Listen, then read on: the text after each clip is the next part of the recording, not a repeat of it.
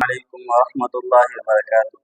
اللہ تعالیٰ کے کرم سے، اللہ تعالیٰ کے مہربانی سے تختی نمبر 4 میں ہم سٹارٹ ہو چکے ہیں، تختی نمبر 4 میں شروع ہو چکے ہیں، اور اس میں سے بھی جو پہلا اسٹیپ تھا 2 زبر تنوین کا، وہ بھی تنوین اور تنوین کا جو پہلے اسٹیپ 2 زبر، وہ ہم نے مکمل کر دیا۔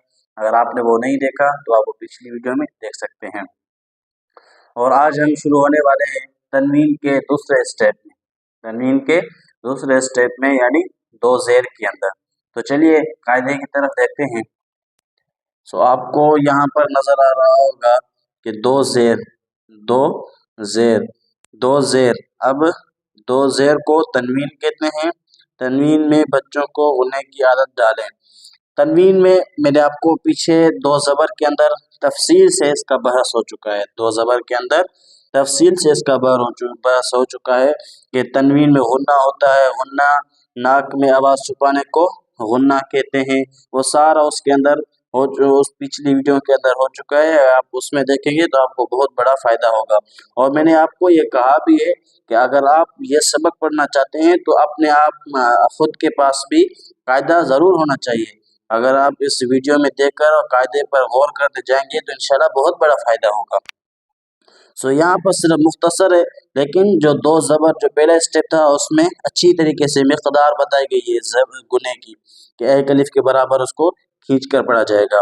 غنہ کہتے ہیں ناک میں آواز چھپا کر پڑھنے کو، ناک میں آواز چھپا کر پڑھنے کو غنہ کہتے ہیں۔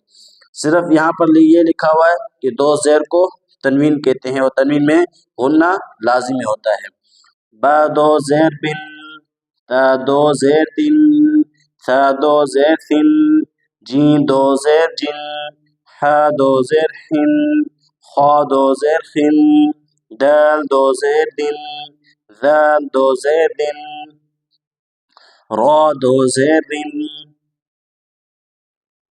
زا 2 زیر زن، سین 2 زیر سن، شین 2 زیر شن، صاد 2 زیر صن، ضاد 2 زیر زن، طا 2 زیر طن، ظا 2 زیر ظن، عین 2 زیر عن، غین 2 زیر غن، فا 2 زیر فن، قاف 2 زیر قن، کاف 2 زیر کن، لام 2 زیر لن، میم 2 زیر من، نون 2 زیر نن، واو 2 زیر ون، ہا 2 زیر ہن، حمزہ 2 زیر ان، یا 2 زیر ان۔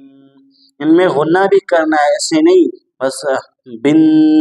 یہ ہم نے جو رواں پڑھا تھا، اب رواں ان کو کس طرح پڑھنا ہے؟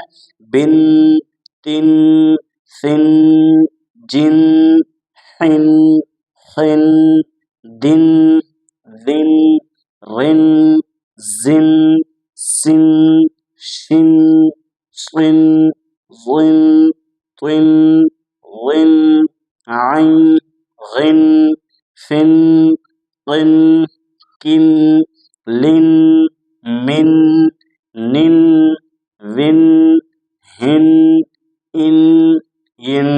یہ اس کا رواں پڑھنے کا طریقہ تھا، اور جو رواں پڑھنے کا میں نے آپ کو پیچھے بتایا تھا کہ با 2 زیر بن، تا 2 زیر تن، یہ جو رواں ہے۔ اس طرح اگر ہم پڑھتے رہیں گے تو ہمیں قرآن پاک پڑھنے میں آسانی ہوگی، قرآن پاک پڑھنے میں دشواری پیدا نہیں ہوگی۔ آج کے لیے اتنا کافی ہے، باقی ملتے ہیں اگلی ویڈیو میں نئے سبق کے ساتھ، تب تک کے لیے اللہ حافظ۔